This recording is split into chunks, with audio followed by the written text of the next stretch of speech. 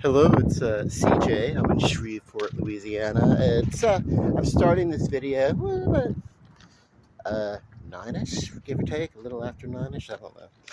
But sorry for the dim lighting. I'll go in and out of light as I'm walking.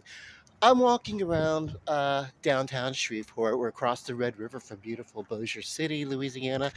Please do come check us out. Um, on your vacation, we're cool stuff. As a matter of fact, the Strand Theater. Oh, I'll get closer. I'll show you up there. They're awesome. Uh, it's the State Theater. I don't know, but they called it that, the official State Theater. There are other theaters throughout the state, obviously. But, oh my God! And I'm told, and it's very historic. I'm told when by my folks that it used to be a movie theater.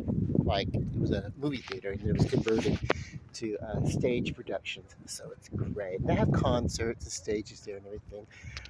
So that's cool. They've got something going on tonight. Ali Sadiq, whoever that is, I don't know. Oh, check out my shirt. But I suck. I'm trying to show off my shirt. I'm so vain. Yeah. But it says, I had to like do this and pose at the same time. Come on. It says, if it ain't stiff, it ain't worth the fuck. So that's the slogan for a record label in the 70s and 80s. I guess they're still out there. I think they've been sold or rebranded or something like that. But yeah, it was a British record label that really came about in the punk era. So it was kind of cool. But yeah, this is great. I love it. I love walking by there. I love the way it looks. I love a good marquee. There was something.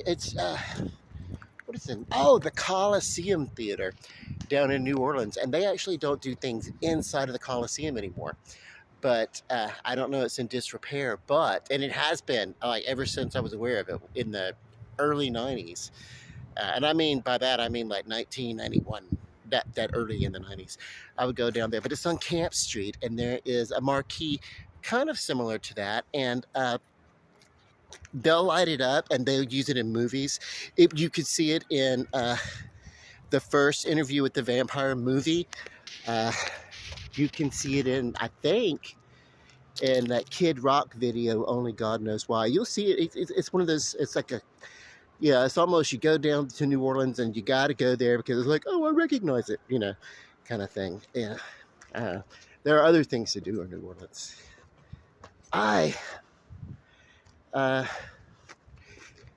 It's kind of really kind of gothic down there. We have some gothic stuff up here too, but I don't really care for that. I overlook in my balcony and I see one of the oldest cemeteries in the area, but I don't like fucking with cemeteries. So anyway, I'm on my way to the river and just kicking it. I'm gonna do something pretty good. I'm gonna put you on pause.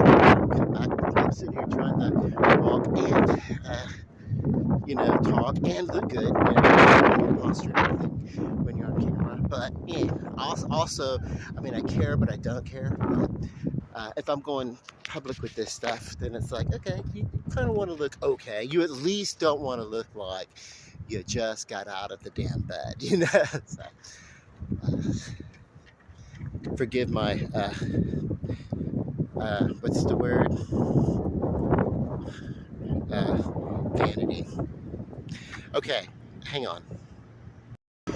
Oh, when I got this shirt was like after I saw that movie, CBGBs, and of course it was about CBGBs and everything like that. So, and then I had Ronald Weasley from Harry Potter drop trowel right in the bar. It was so awesome. So anyway, and then recently after that, I saw a video by this band called the Speedways, and they had redone the song They Don't Know. The one that Christy McCall wrote it and sang it, and Tracy Ullman made it really famous shortly after that, you know. And every time you see like a Tracy Ullman special, she sings it as kind of like her theme. Yeah, you could do that. You sort of like take a song someone else wrote, and it kind of becomes your theme. So what I'm doing is I'm cutting over to Texas Street from where I was. So, but yeah, and so in the video, there was a button, and it said, "If it's not if it ain't the Speedways, it ain't worth a fuck." So it was kind of like an homage to this shirt and everything. So I was like, "Okay, cool. I'm gonna get the shirt," and I did. So here we go. So I'm walking down a more lighted pathway, but one of the reasons why I feel that confident in saying that downtown Shreveport is a safe place to be. There's so much patrolling that goes on down here, even when the clubs are going, the clubs are hopping and stuff like that. Hardly anything will ever happen down here. um, um, Other areas that are sort of financially deprived, impoverished, or whatever. Of course, there's, you know, there's more, you know, neighborly violence to your neighbor, your loved one, or something like that. You know, uh, beating, shootings, and stuff like that. It's terrible. It happens across the board. But what it is it's a generational poverty and that trauma that goes along with that. Poverty-related trauma goes on when you're trying to get through life and get through and everything, and it takes a toll on a person's ability to really know that things are going to be okay. And so it kind of like sets off, and what happens, it sets off this whole like chain of lifetime events, and then eventually it's like, okay, I just keep, you know, it's almost a survivalist mentality. And when it erupts. And so you know, I know I'm not talking politics here. I'm just talking about like you know, consequences of financial issues and things like that. So but yeah.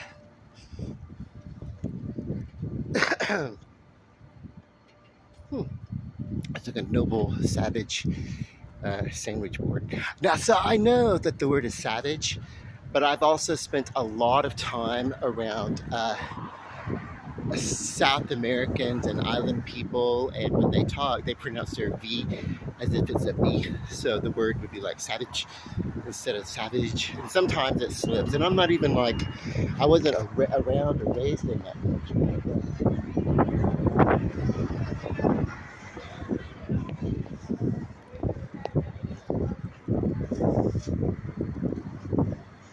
But yeah, how could you know? I like that window when they're playing and everything. The window's open, the band and everything. It's pretty freaking awesome. So yeah, I love that place. They got good food. I've gone there for lunch several times. But I'm walking down towards the river, chill out. Hang on, be right back. Okay, so I do want to talk about stuff, but I'm about to walk to a lot of people, so I'm gonna wait till I get to the river. But yeah, hang on. Alright, so, well, I'm almost there. Like a whole parade of like people. Most of them probably walking to the casino. I don't know. But yeah, hang tight. I think I can't just like, oh, chins. Yeah. All right. Okay, cool. Here we are. This is my little area, my little sweet spot that I was getting to. So, okay, so I'm happy. I haven't been out walking like this over here in the past few weeks, because a couple of weeks ago I had sort of a cold or whatever, and it kind of like, I just kind of like stayed home and didn't do anything for a few days while I got over it. I didn't even go to the Mardi Gras parade. That's why I didn't post any videos of this year's Highland parade in the Highland neighborhood where I used to live and my sister lives. And it's kind of a yearly thing, and I didn't do it. I just stayed home. Um, I was over it by then. I was feeling over it, but not entirely 100%. So I just stayed home. Plus, the weather was terrible. I love these bridges, man. The Lighton Bridge. Got a big, huge, bright purple up and down. Boy, is it vibrant.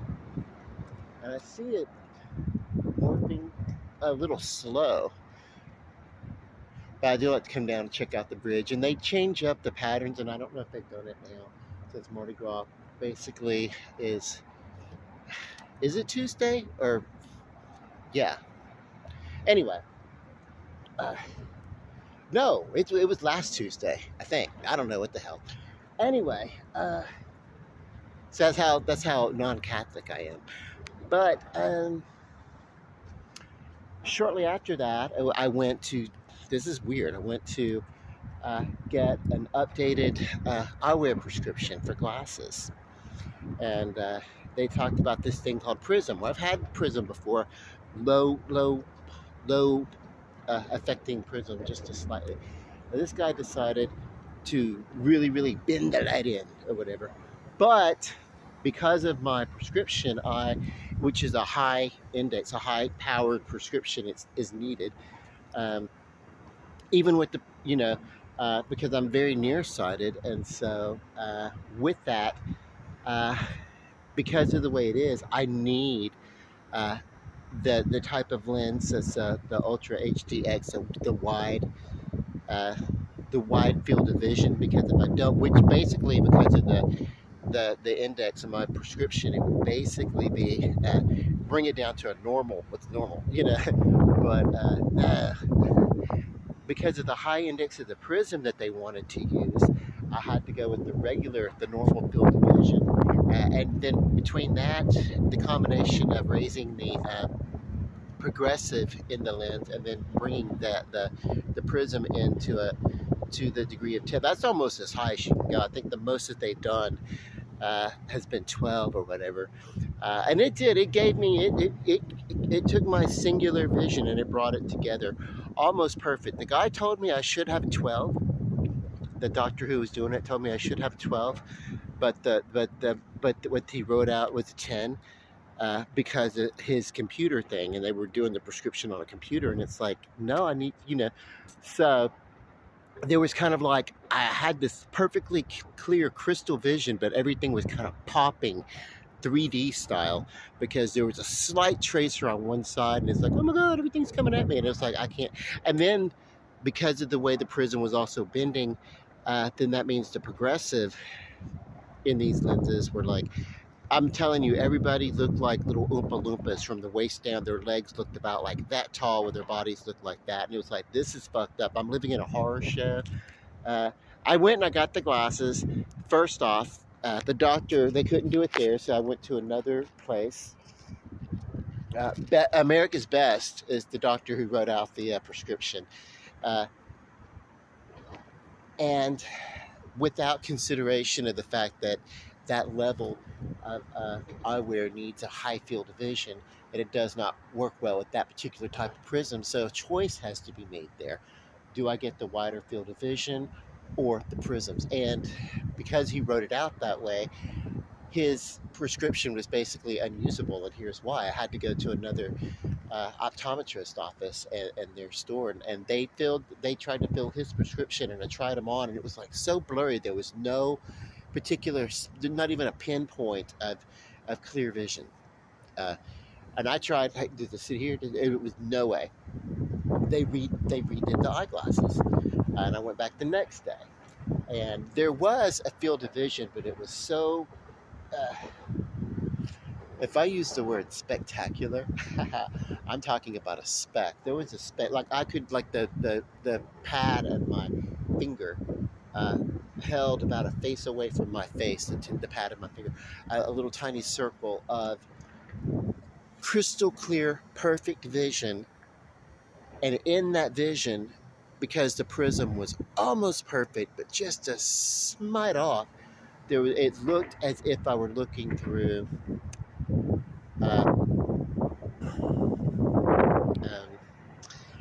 like a lens that was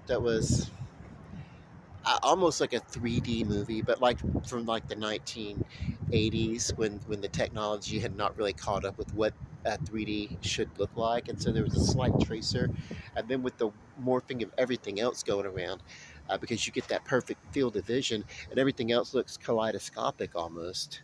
I felt like I was in like a fun house, like walking around. Then I took them out in the neighborhood and I walked around for about 20 minutes and brought them back. And I was like, I can't take these. We did whatever. And so then we went and we looked at last year's prescription, and the prism was not to the 10th degree, it was to the second degree to bottom out. And it was a wide field of vision. And it makes sense, you know, but they have to send those off. And so in about 2 weeks, I'll go in and check it out. It's almost the same prescription. I think the astigmatism in one of my eyes, they increased it, but it was, you know, for this, but it was, that's kind of inconsequential to what's going on. But it was like, no, we're going to, you know, like, yeah, use the old prescription. And the reason why I went is because the glasses broke, and then, you know, were not covered. With this new place, the lenses are covered by default because it's a progressive lens, but also the frames are automatically covered. So yeah,